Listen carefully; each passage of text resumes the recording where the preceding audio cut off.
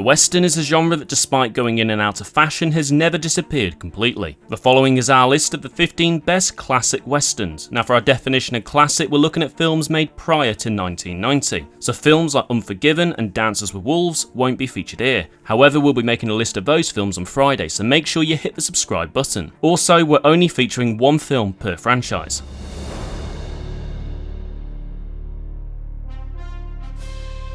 Number 15, Shane. You ain't gonna drink that in here. You guessed it.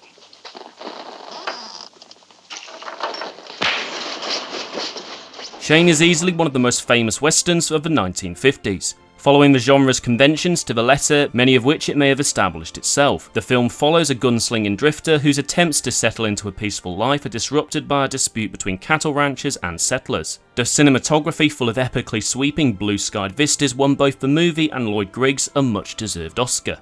We want you, Shane. Joey, there's no living with a killing. There's no going back from them. Number 14, The Magnificent Seven.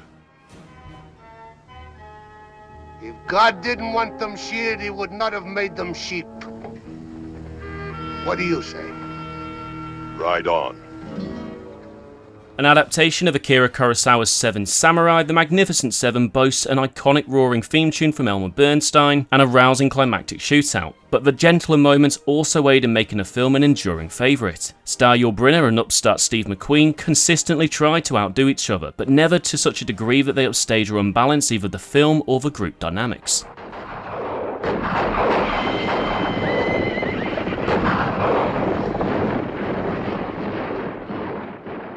Number 13, Stagecoach. Well, how are you, Mr. Haycock? Haycock. Don't tell me, sir. I know, a familiar name and another name. I never forget a face or a friend. John Ford's Stagecoach has a simple and irresistible premise. Take one stagecoach, fill it with a cast of colourful characters, and put it in enough danger that all the characters will have to rise to the occasion in order to stay alive. The result is a terrific movie. One that's both exciting and emotionally involving, and also provided John Wayne's breakout role as the Ringo Kid. Plus, when you think of Stagecoach as leading to all the Ford and Wayne westerns that were to come, the film feels even more important. That was my kid brother broke his arm. You did a good job, Doc, even if you was drunk. Thank you, son. Professional compliments are always pleasing. Yes, they are. Number 12, Red River. Just asking where you came. Don't ever trust anybody till you know them. I won't. After this.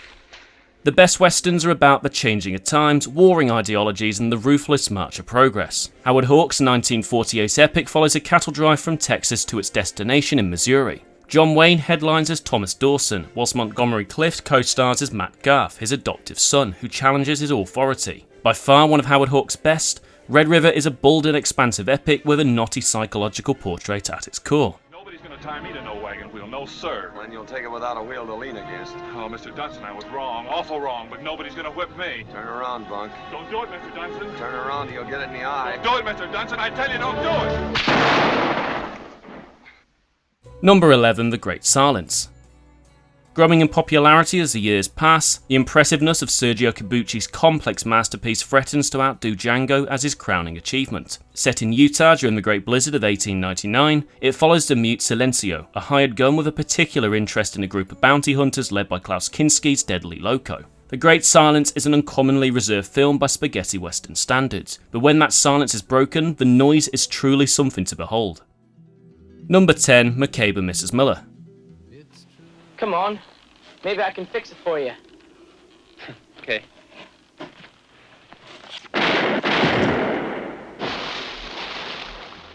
Many of Robert Altman's films, particularly in the early 70s, found him putting his own spin on famous genres, be it the detective film or the war movie. With McCabe and Mrs. Miller, Altman turned his attention to the western and made a funny and heartbreaking film about one man's doomed pursuit of happiness in the remote Washington town of Presbyterian Church. Warren Beatty plays McCabe, a drifter and fast talker who falls in with Julie Christie's Mrs. Miller, a madam who offers to improve business of his low-rent brothel. Well, I know that if you had a house up here, you stand to make yourself a lot of money. Now, this is all you've got to do. Put up the money for the house. I'll do all the rest. I'll look after the girls, the business, the expenses, the running, the furnishing, everything. Number 9, High Noon. I'll give you odds. Kane's dead 5 minutes after Frank gets off the train. That's not much time. That's all Frank'll need because I... Anticipating the decline of the Western as a popular genre and the rise of the revisionist Westerns of the 60s and 70s, Fred Zinnemann's movie is a deceptively sophisticated film. High Noon's most striking feature is its real-time plot, with Gary Cooper starring as retiring Marshal Will Kane, who is about to leave town when he hears that his nemesis has been reprieved from death row and is arriving on the noon train. Kane considers leaving with his newly wedded wife Amy, played by Grace Kelly, but instead decides to stand his ground.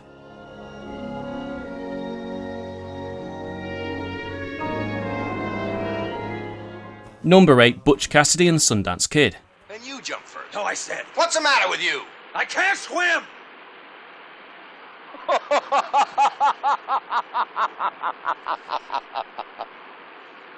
Why, are you crazy? The fall will probably kill you.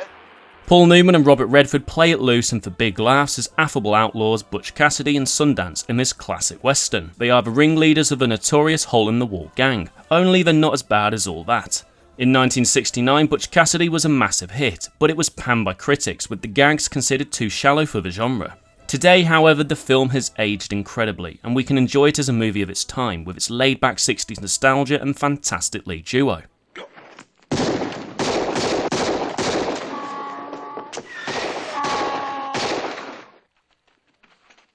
Number 7, The Man Who Shot Liberty Valance. Get out of that shadow, dude.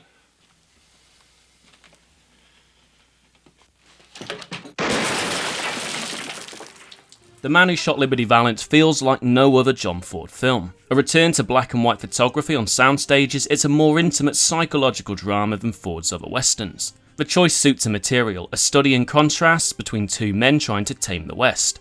James Stewart's idealistic young lawyer, and John Wayne's tough rancher, who both find themselves at odds with the black-hearted gunfighter Liberty Valance, played brilliantly by Lee Marvin. You really aim to hang that up outside somewhere?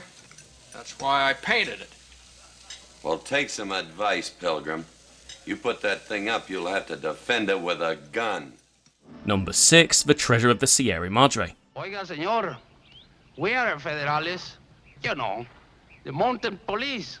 If you're the police, where are your badges? One of the best neo-westerns in existence, The Treasure of the Sierra Madre is famous for its grim, tragic portrayals of greed and action. Humphrey Bogart plays Fred C. Dobbs, a down-on-his-luck man whose health and sanity unravel over the course of the film, as he heads out into the Sierra Madre Mountains to dig for gold. Where the surroundings are inhospitable, the work is exhausting, and the men are increasingly paranoid. Badges?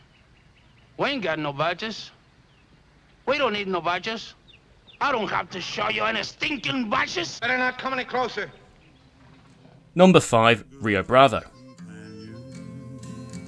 Just my rifle, pony, and me.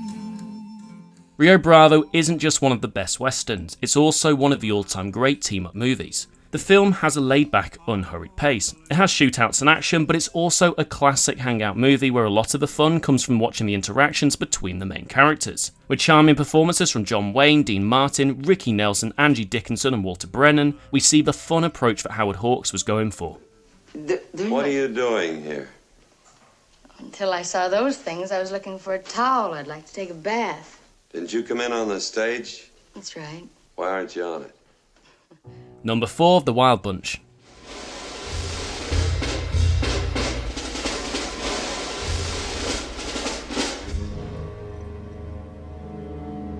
Los gringos otra vez.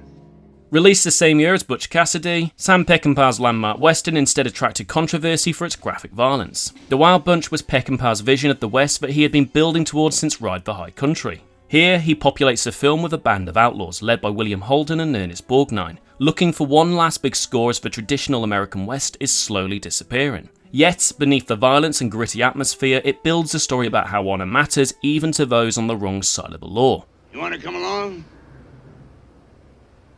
It ain't like it used to be, but it'll do. Number 3, The Searchers.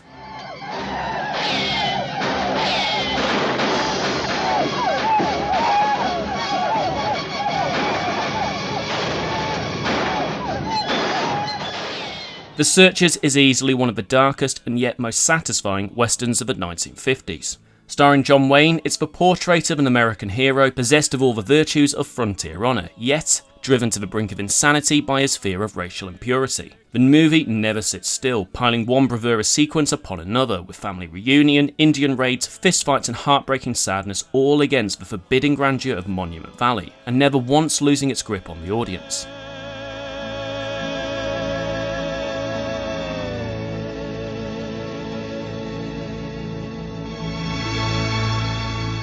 Number 2, Once Upon a Time in the West.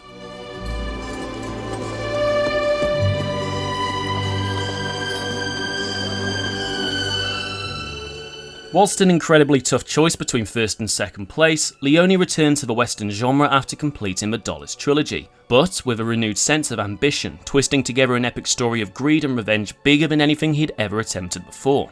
Charles Bronson plays a gunslinger known only as Harmonica, who's locked in a battle of wills with Henry Fonda's evil and merciless Frank, a hired gun with whom Harmonica has a mysterious history. Leone packed everything he wanted to say about the West into this masterpiece. Before we reveal our number 1 Western, here are some honourable mentions that just missed the list. My Darling Clementine. You are going to the services, aren't you? Yes, ma'am. Pat Garrett and Billy the Kid. I'ma take this badge off of me. The Outlaw, Josie Wales. Winchester 73. Django.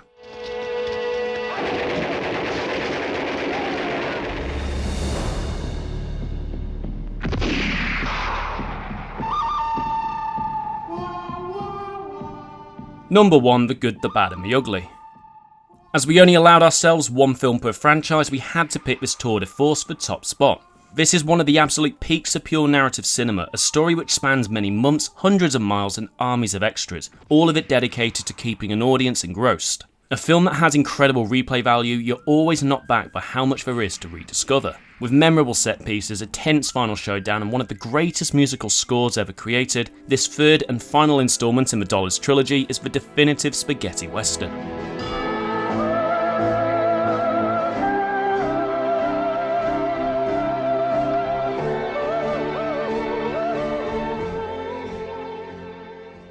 Thank you for watching. Make sure you subscribe for the second part of this video later on this week.